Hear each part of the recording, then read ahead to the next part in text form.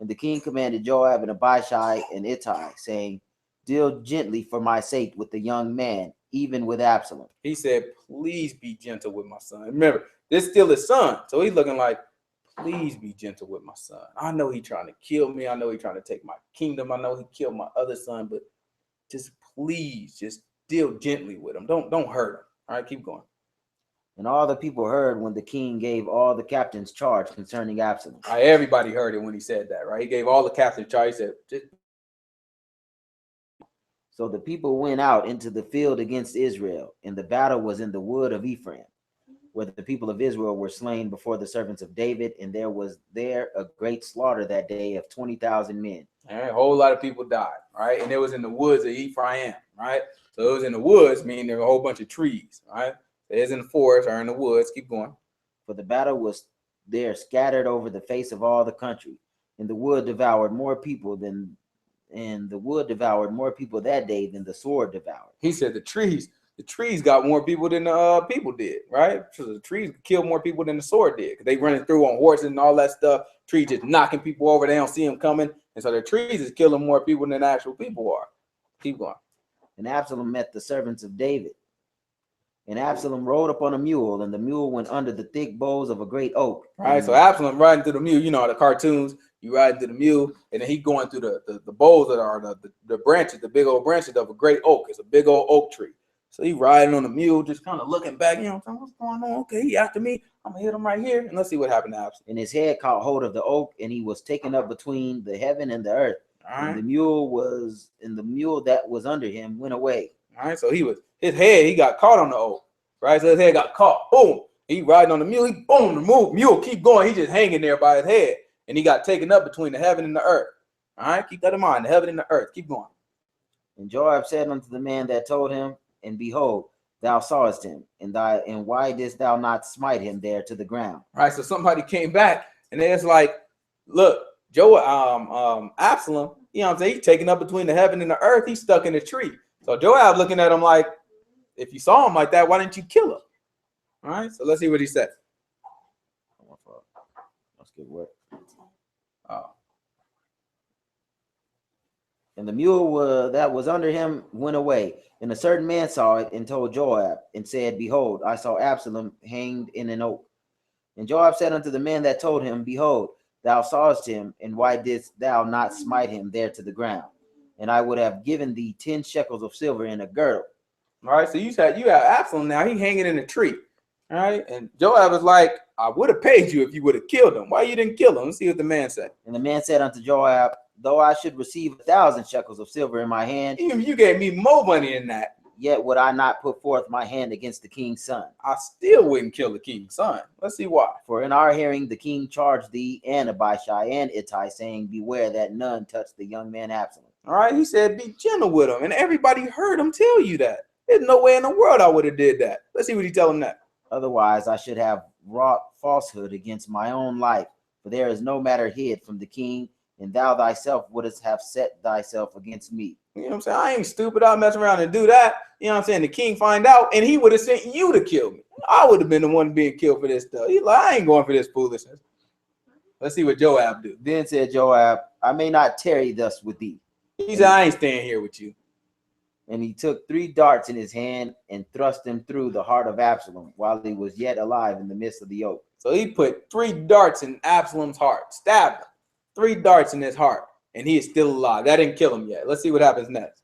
And 10 young men that bare Joab's armor compressed about him and smote Absalom and slew him. All right, so then after that, 10 men came by and they started hitting him until he died. All right, keep going. And Joab blew the trumpet, and the people returned from pursuing after Israel, for Joab held back the people. Right, so that saved the rest of the people, because really they wasn't after the people. They was only after Absalom. All right, so they saved the rest of the people. They was like, okay, well, we got who we wanted. Joab was like, all right, war's over, let's go.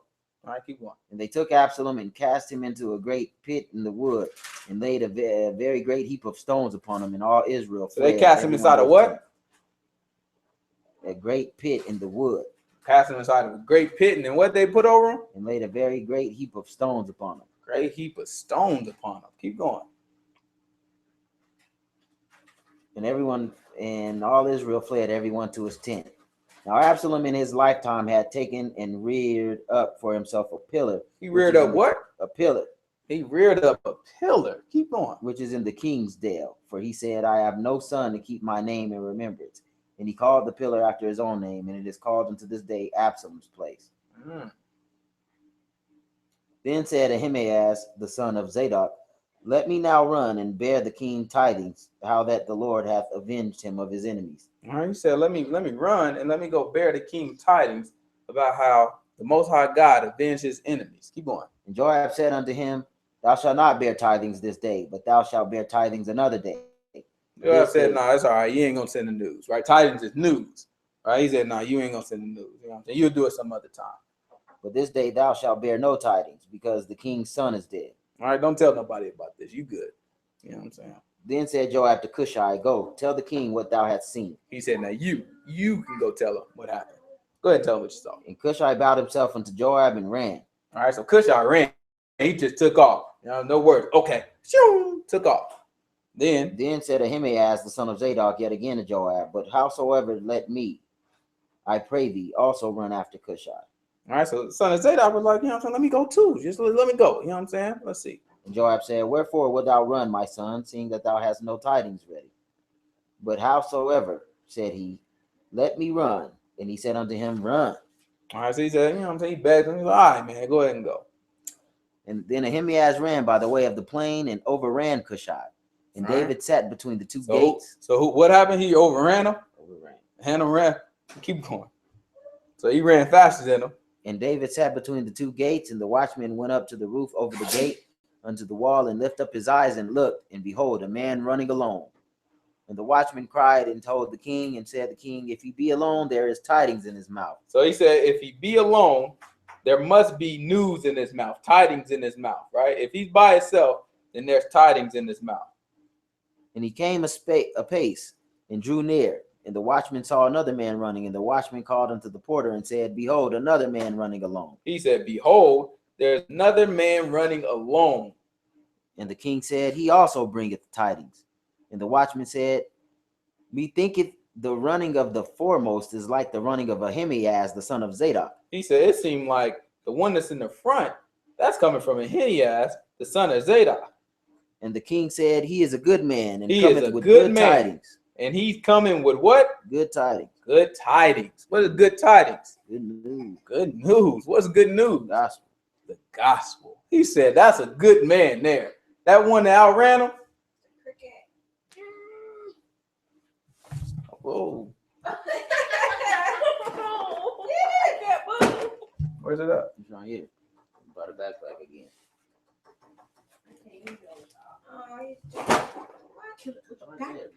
I had to. I couldn't get my plate. I did get it. Something just he did. All right. So he told him good news. Yeah, I get it. I can't really get around the setup. He told him the good news. He said that's a good man running in the back. Right? It's a good man running in the back, and that's the good news. He bringing some good news. He bringing the gospel. Right? Let's go ahead and go to Romans. Romans chapter 8. We're gonna hold what we got there and go to Romans chapter 8. Let's see if we can try to figure this out. Has to be a reason that was said.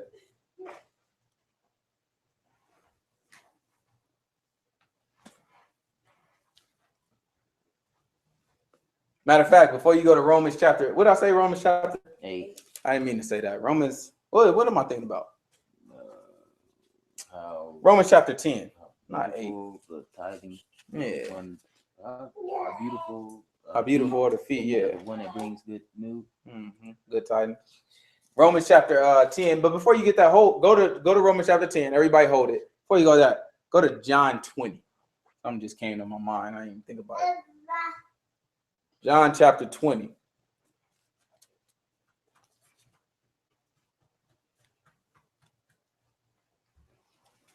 This book is amazing. John chapter 20, start at verse 1. The first day of the week cometh Mary Magdalene early, when it was yet dark, unto the sepulchre, and seeth the stone taken away from the sepulchre. It was what taken away from the sepulchre? Stone. What's the sepulchre? Tomb. A grave, a tomb. All right, keep going. Then she runneth and cometh to Simon Peter and to the other disciple whom Jesus loved. All right, so she ran to the disciple Peter and to the other disciple that Jesus loved. So it was two disciples, right? Peter and John. Peter and John. Let's see what happened. And said unto them, They have taken away the Lord out of the sepulchre, and we know not where they have laid him. Peter therefore went forth and that other disciple and came to the sepulchre. So they ran both together, and the other disciple. So they're doing what? Both together? They ran both together. They ran both of them together. Sound familiar? Yeah. Let's see what happened. And the other disciple did outrun Peter and came first to the sepulchre. And the other disciple outran Peter and came first to the sepulchre. Right? That's just like what happened with the two runners, right? You had Cushai, and he ran, right? Joab told him to go first. Go ahead and tell David the good news, right? Then after that, he was like, okay, well, I want to go too. What was his name? Abashai? Ahimaaz? Yeah. Ahimaaz, he said, I want to go too. He said, all right, man, go ahead and go. And Ahimaaz ended up outrunning him, just like Peter got outran, right? Go ahead and go to Romans chapter 10. Start at verse 7. Maybe verse 9. Start at verse 7. Or who shall descend into the deep? All right, verse 9. That if thou shalt confess with thy mouth the Lord Jesus, and shalt believe in thy heart that God hath raised him from the dead, thou shalt be saved. He said, if you confess with your mouth the Lord Jesus and believe in your heart, you will be saved. That's word, and that's absolutely true. We just got to know what words mean. If you confess with your mouth the Lord, what does Lord mean? Master. Master. If you confess with your mouth that he is master, Jesus is master, right? That means a master means you have to do what? Obey. You have to obey. Right? Jesus said, why calleth you thou me Lord, Lord, and do not what I say? No reason to call him master, no reason to call him Lord if you're not going to do what he says. That's his words, right? And so now he's saying, if you confess with your mouth that he is master, right? And a confession means that you agree. So if you agree with him and that he is master, and then what? And shall believe in thine heart that God hath raised him from the dead, thou shalt be saved. Right? What did Jesus tell us come from the heart? Yeah, action. Actions. He said all these things. He gave us a list of sin. He said all these things come from the heart. So if we still sinning from sins that come from the heart, do we believe on him from the heart? No. Absolutely not. He said from the treasures of the heart does the man's what is it? From the treasure of the heart does a man make us unclean? No, from the treasures of the heart. Come these evil, come as evil, right? You know what I'm saying? So he looks at those different things, and these things come from the heart. That's why he tells us these things. We have no idea, but he tells us to let us know this is a symptom of what your heart, just like a doctor, right? A doctor comes in, he looks at you, says, okay, Anaka, well, you're looking all right, it's that another, but he has to look at the outside of it. He can't tell what's going on inside. So he has to put tools. And so are you throwing up? Oh, well, you know what? You might be pregnant. Right? And then he runs a test. And then because he looks at the signs of what's coming from her body, he looks at the test and says, you know what? You're pregnant. Right? So that's the same thing. He has to diagnose what's going on inside of her. And that's the same thing that God does with us. He looks at us, he says, well, look, if you got this going on, and you got this going on, you're not saved. And you're not walking orderly according to my word. Now, if you do it easy, then you look like this and you do this, that's how you know my spirit is inside you. So he has to diagnose what's inside of us. The same thing. That's why he says, I don't come to the well, to the healthy, right? I come to the sick. They're the ones that need a physician, right? He has to be a physician for us. He has to call us to repentance. Keep going, though. For with the heart man believeth unto righteousness, and with the mouth confession is made unto salvation. For the scripture saith, whosoever believeth on him shall not be ashamed.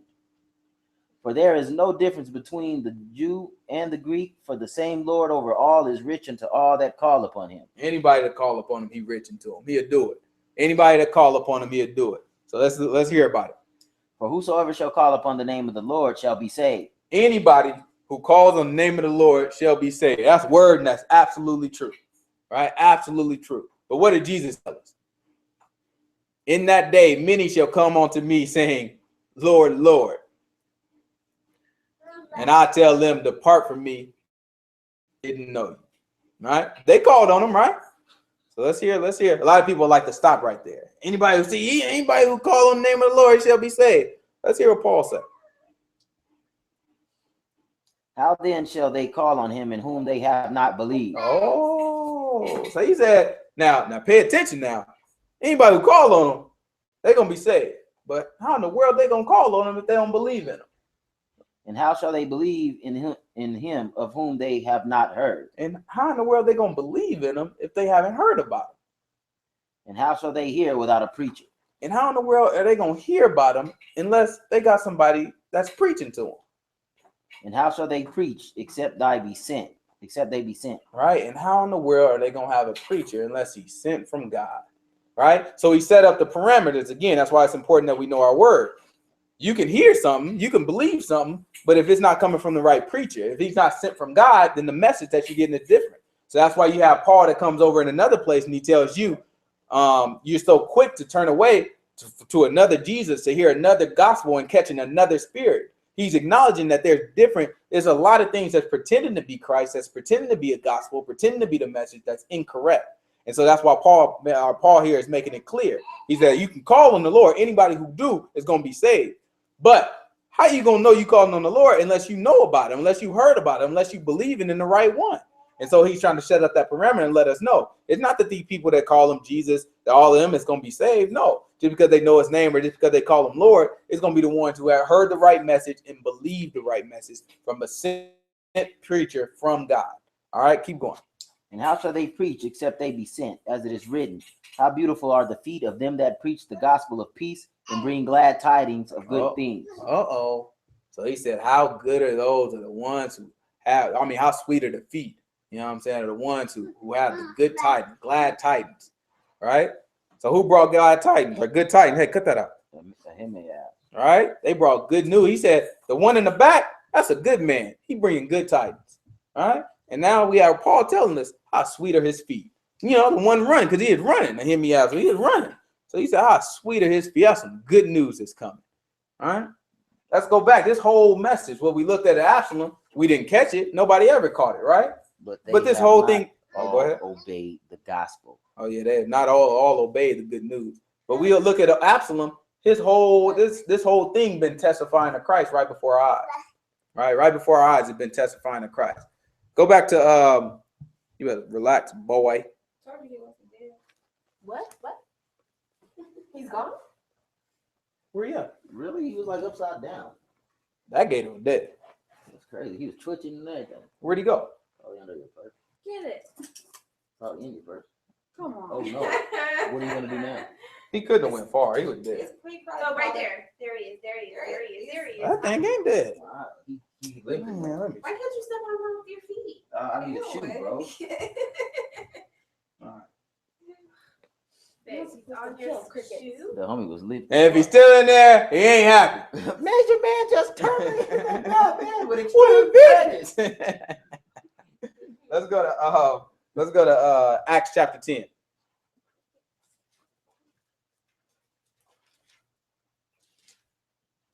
All right, so he's bringing the good news of Absalom. Who was Absalom? David's son. David, the son of David. Who else they call the son of David? Yahushua. What was he trying to do? Who? Absalom. Oh, kill David. What else was he trying to do? Take the kingdom. Take the kingdom. What was Yahushua trying to do? Take the kingdom. My goodness, let's look at this. Acts chapter 10, verse 36.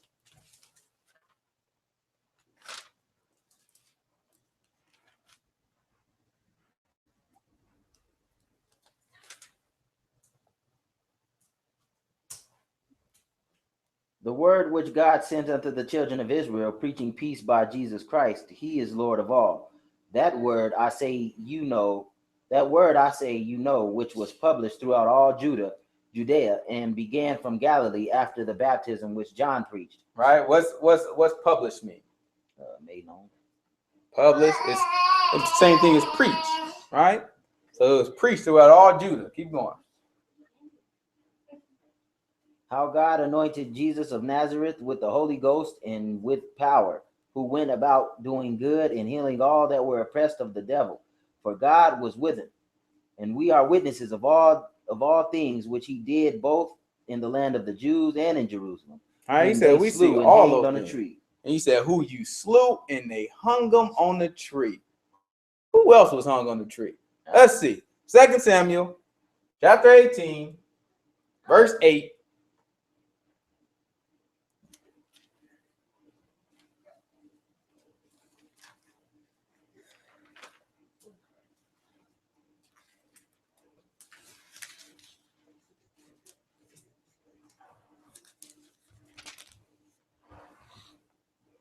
For the battle was there scattered over the face of all the country, and the wood devoured more people that day than the sword devoured. The tree was killing more people than the sword devoured. And Absalom met the servants of David, and Absalom rode upon a mule, and the mule went under the thick boughs of a great oak, and his head caught hold of the oak, and he was taken up between the heaven and the earth, and the mule that was under him went away. He was taken up between the heaven and the earth. He is sitting there hanging on the tree. Just like that. What did the word say about those who hang on the tree? Curse. Curses everyone who hang on the tree. What's the next verse? And a certain man saw it and told Joab and said, Behold, I saw Absalom hanged in an oak. And Joab said unto the man that told him, and behold, he said, I saw him hanging on the tree. He said, I saw him hanging on the tree. Then he went and told Joab that stuff. All right? Go ahead and go to 2 Samuel, jump down to verse 18. Now Absalom in his lifetime had taken and reared up for himself a pillar, which is in the king's dale. For he said, I have no son to keep my name in remembrance. And he called the pillar after his own name. What verse is that? Verse 17. And they took Absalom and cast him into a great pit in the wood. Took him and put him into a pit in the wood. And laid a very great heap of stones upon him. And all Israel fled, everyone to his tent. Very great heap of stones. Let's go to Matthew chapter 27. We're going to hold what we got over there with Absalom. Let's look at Matthew chapter 27. Let's see if we can figure out.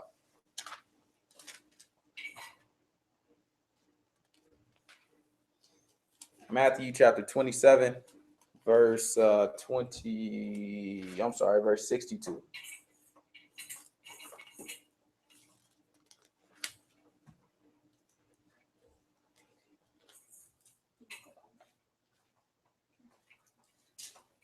Now the next day that followed the day of the preparation, the chief priests and Pharisees came together unto Pilate, saying, Sir, we remember that deceiver said, while he was yet alive, after 3 days I will rise again.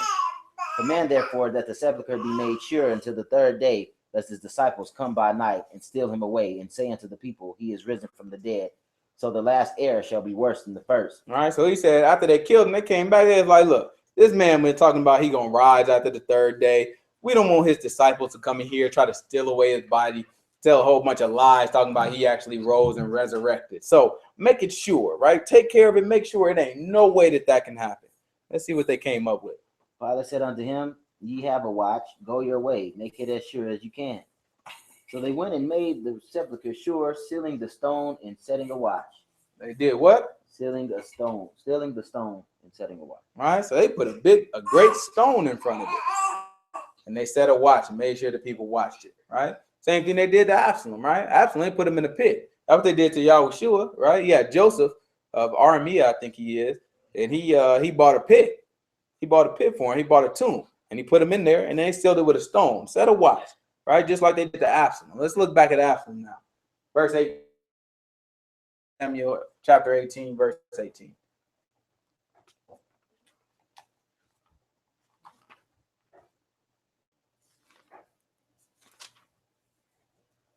Now Absalom in his lifetime had taken and reared up for himself a pillar, which is in the dale. For he said, I have no son to keep my name in remembrance.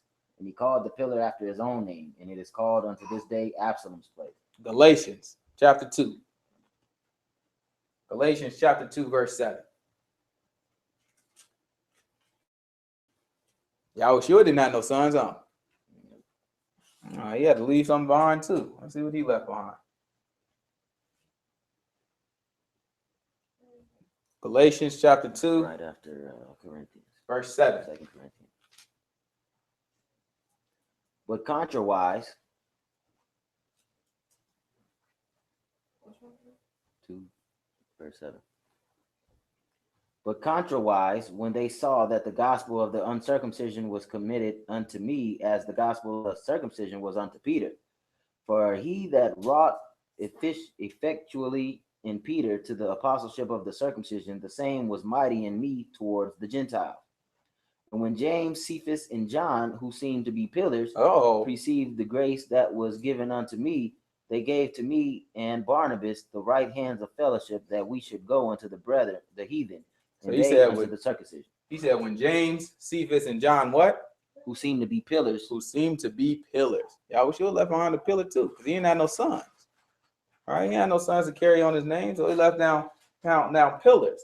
And what is the pillar, the church? What is the name? What is it called by? Sure. Called by his name. Right? Same thing about Absalom pillar. He left out a pillar and it was called Absalom place.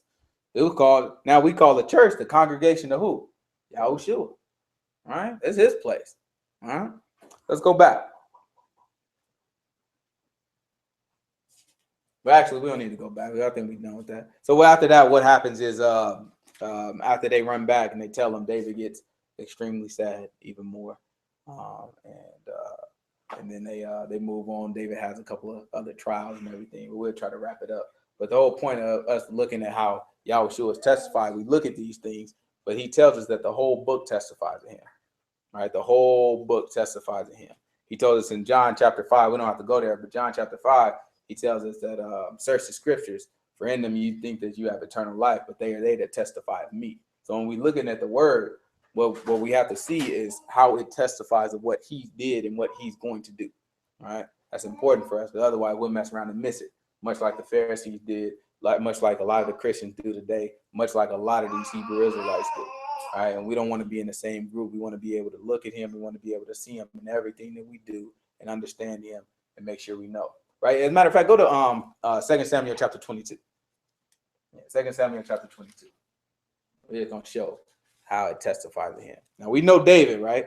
2 Samuel chapter 22, verse 1. And David spake unto the Lord the words of this song in the day that the Lord had delivered him out of the hand of all his enemies and out of the hand of Saul. And he said, the Lord is my rock and my fortress and my deliverer, the God of my rock, and him you can will I skip down to trust. verse 18 because we don't have to read it all. He So this is the prayer that David is saying, right? A psalm, right? This is David talking. He delivered him, right? Verse 18. He delivered me from my strong enemy and from them that hated me, for they were too strong for me. They prevented me in the day of my calamity. But the Lord was my stay. He brought me forth also in a large place. He delivered me because he delighted in me. Who is he talking about? Talking about himself. Okay, keep going. The Lord rewarded me according to my righteousness, according to the cleanness of my hands hath he recompensed me. Who is he talking about? Himself. According to his righteousness, according to the cleanness of his hands. Let's see. Keep going. For I have kept the ways of the Lord and have not wickedly departed from my God. Who is he talking about? Himself. Is he talking about himself? He kept the ways of the Lord and he didn't wickedly depart from God? Yeah, he did. Oh, keep going. For all his judgments were before me, and as for his statutes, I did not depart from them. So he didn't depart from his statutes? He did once. He did about 2 times. 3 times. Well, 2 times. Yeah, we 2 times. 2 times. 2 occasions, maybe a whole bunch of occasions. All right. So yeah, so you know what I'm saying? So he departed from him. Who is he talking about? I don't know. Keep going. I was also upright before him and have kept myself from my iniquity. Therefore, He kept himself from his iniquity? David did? The one we just got done talking about? Oh, God, I sinned. Oh, he's pardoned your iniquity. He said he kept himself from his iniquity? Who is he talking about? Oh, keep going. Therefore, the Lord has recompensed me according to my righteousness, according to my cleanness in his eyesight. He said according to his righteousness. Who is he talking about? I don't know. Let's go to the next chapter, verse 1. Now these be the last words of David. David, the son of Jesse, said, and the man who was raised up on high, the anointed of the God of Jacob, and the sweet psalmist of Israel said, the Spirit of the Lord spake by me, and his word was in my tongue. He said, the Spirit of the Lord spake by me. And what happened? And his word was in my tongue. And his word was in my tongue. All right, Revelation to tell us that the Psalms and the scriptures are the spirit of prophecy, are the spirit of Christ. All right, he is talking about Christ. All right, he is talking about Christ that whole time. Everything he is saying. All right, all these things, they testify of Christ. All right, the Spirit came over him. He is speaking this stuff. It definitely didn't apply to him. He probably looking at, I don't know what made me say that crazy. I know I just got done saying it. I don't know what made me say that. But he had testified of Christ. The Spirit of the Lord was in his mouth. Right? He is the great psalmist. The Most High God moved him to say these things. The whole word testifies of him. That's what we have to look at. Even in these situations, even the bad guys, right? They testify of him. We look at Esau, right? Testifies of him. We look at the one that they call Lucifer. Testifies of him. He said he dropped from the ground. raise him back up, just like Christ did, right? We've been over that a few times. Testifies to him. We look at Abraham, right? Testifies to him. We looked at, who else we look at? We looked at the Hivites, right? The Hivites who came to Joshua, testify to him, right? Who else did we look at last week? We look at the shoe being taken off, right? Joab, right? Testify to him. All these different things we go over each week. We're going to find something that testifies to him, because the whole book does.